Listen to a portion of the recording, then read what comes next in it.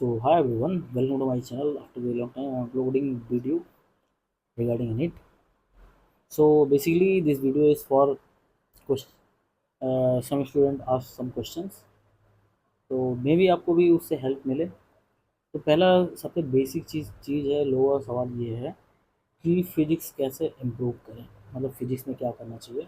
तो बहुत बेसिक सी एक स्ट्रेटजी होती है, कुछ भी उसमें रॉकेट साइंस जैसा नहीं है. पेपर कैसा भी आएगा वो सबके लिए सेम आएगा. टफ आएगा तो सबके लिए टफ, इजी आएगा तो सबके लिए टफ.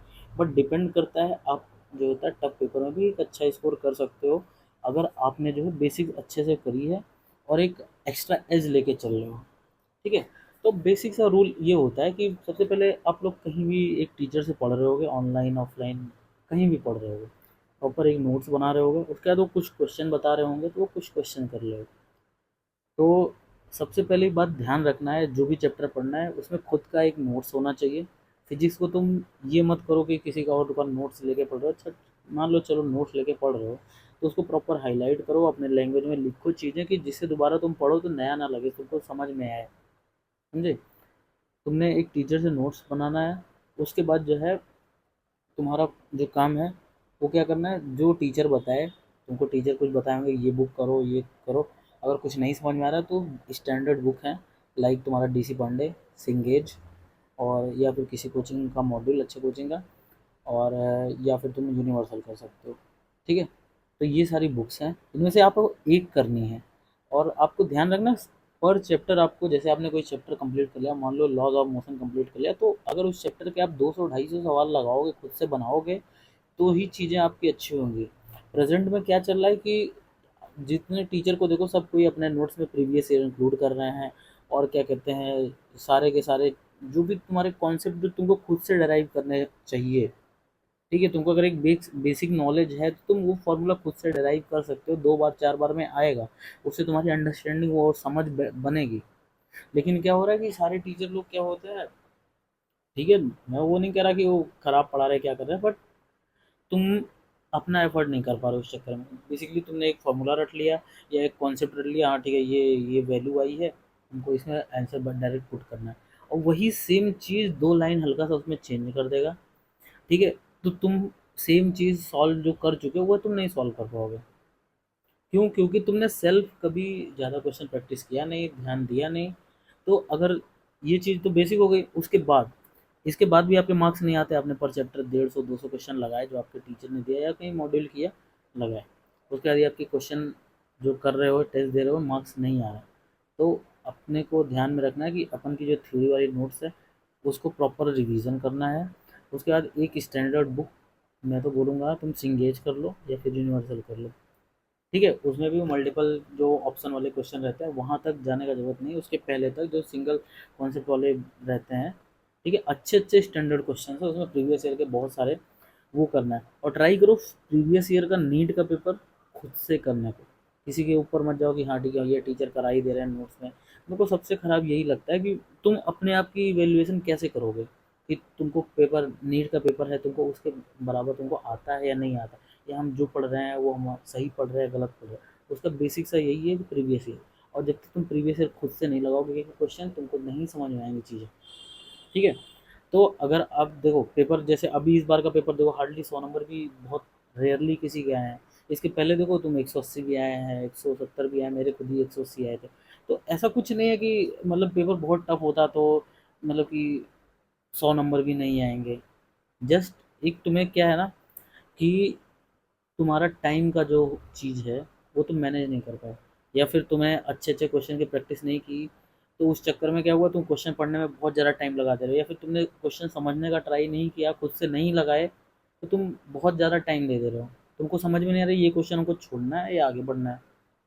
अभी जैसे इस बार देखो 45 सवाल थे, उसमें से 25 तो ऐसे थे कि तुम जो है, ठीक है, उसमें से 45 में 25 क्वेश्चन ऐसे रहे थे कि तुम उसको छांट सकते हो, कि तुम उसको आंसर कर सकते हो.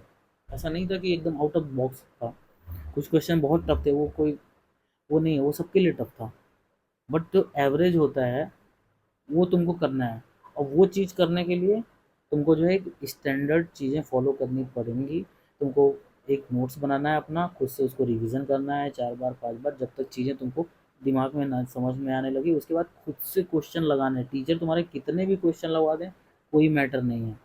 जब तक तुम 200-250 क्वेश्चन फिजिक्स में खुद से एक चैप्टर में नहीं प्रैक्टिस करोगे, तुम्हारी फिजिक्स नहीं इंप्रूव होगी। तो समझ में आया होगा फिजिक्स के लिए बुक वगैरह।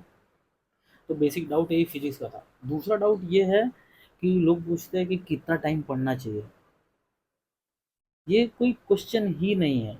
आपके पास सोने, उठने और जो भी तुम्हारी डेली एक्टिविटीज़ हैं वो करने के अलावा जितना टाइम बचे उतना पढ़ना चाहिए, ऐसा कुछ नहीं है। बेसिक सा रूल है कि अभी जैसे तुम्हारा पेपर अभी नहीं है, ठीक है, तो तुमको ट्राई करना चाहिए, अगर तुम जो है क्या कहते हैं कहीं कोचिंग कर रहे हो, तो कोचिंग के अलावा तुमको 6 से 7 घंटे तुमको देने हैं। किसी दिन 5 घंटे पढ़ सकते हो, किसी दिन 7 घंटे पढ़ सकते हो, बट रेगुलर रहो कि एवरेज तुम्हारा 5.5-6 घंटे डेली आएगा। तो तुम जो है एक अच्छी रेस में रहोगे।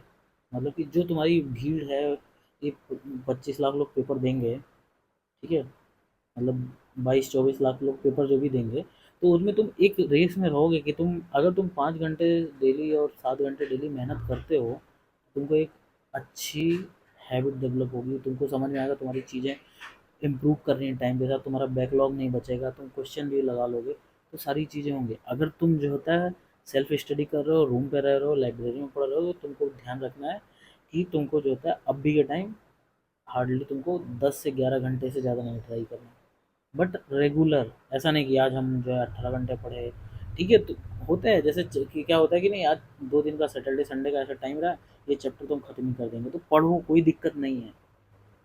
एक दिन फिर आराम कर सकते हो, कोई दिक्कत नहीं, बट तुम्हारा जो रेगुलर होना चाहिए, जो रेगुलरिटी होनी चाहिए, वो 10-11 घंटे की आनी चाहिए।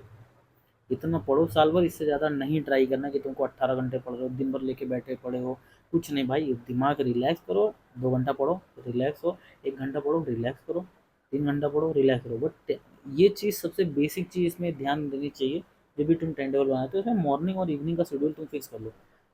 कुछ भी हो जाए, तुमको जो होता है सुबह जब भी उठो तो 3 घंटे का स्ट्रेच लगाओ, पढ़ना ही पढ़ना है।